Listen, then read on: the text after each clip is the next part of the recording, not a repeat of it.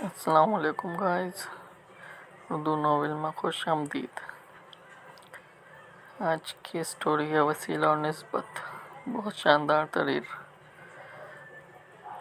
چلیے story start کرتے ہیں۔ وہ مجھ سے بحث کرنے لگا، بولا جب اللہ پاک فرماتا ہے کہ میں تمہارے شعر سے قریب ہوں تو اب وسیلے کی کیا ضرورت ہے؟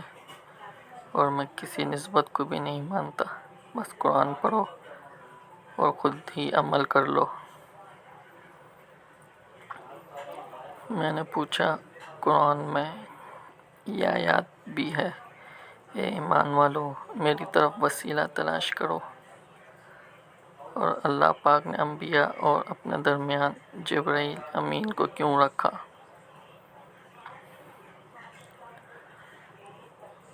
اور عام لوگوں اور اپنے درمیان انبیاء کو کیوں وسیلہ رکھا؟ وہ تو قادر مطلق ہے، سب انسانوں کو ڈائریکٹ وحی فرما دیتا، یا سب کے لیے ایک کتاب اتار کر عمل کرنے کا حکم دے دیتا، مگر اس نے درمیان میں وسیلہ رکھا۔ اب رہی بات نسبت کی، تو اصحاب کہف کے کتے کا نام ان کی نسبت کی وجہ سے قرآن میں ہے۔ ہدہد کا ذکر سلیمان علیہ السلام کی نسبت کی وجہ سے قرآن میں ہے۔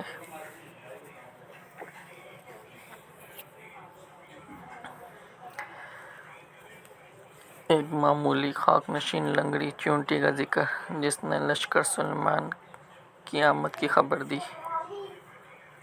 اور سلیمان علیہ السلام نے 6 میل دور سے اس کی بات سن کر تبسم فرمایا۔ میں نے عرض کی، کعبہ کے غلاف کو کیوں چومتے ہو، ہاتھ لگاتے ہو، لپیٹتے ہو؟ قرآن کا غلاف، قرآن کی جلد تو قرآن نہیں ہے، اس کی بھی تعظیم و توقیر کرتے ہو۔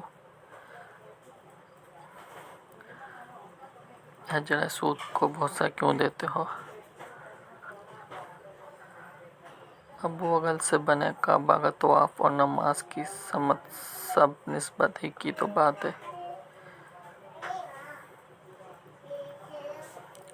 سیدہ عمر فاروق رضی اللہ عنہا نے حجر اسود کو مخاطب کر کے فرمایا، وہ پتھروں میں سے ایک پتھر ہی ہے، میں اس لیے تجھے چوم رہا ہوں کیونکہ میرے آقا کریم صلی اللہ علیہ وآلہ وسلم نے تجھے چوما۔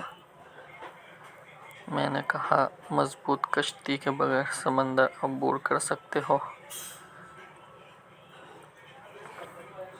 میں نے کہا، یہ بھی سنا ہے کہ جس کا کوئی مرشد نہیں، اس کا مرشد شیطان ہے، وہ برباد کر دے گا تم کو۔